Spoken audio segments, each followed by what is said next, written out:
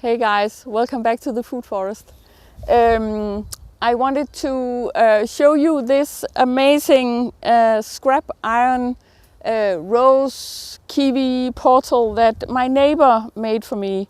He knows how to weld and I don't, but I had some scrap metal and he had some scrap metal, and we agreed that he would do this and make this this amazing rose kiwi portal.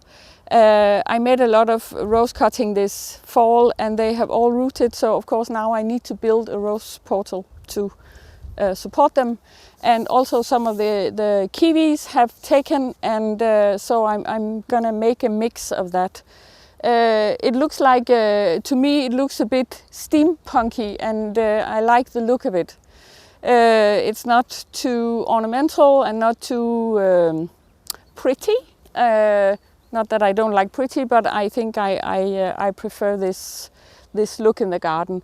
And it's quite sturdy, and I'm so pleased with it. And it's a portal into beauty and diversity. So thank you, Jens, for doing this. And yeah, it's always having a look at the stuff you have lying around and what you can do with it. And then if you know good people, it might turn into something very beautiful and very practical also. So thanks for watching. See you later.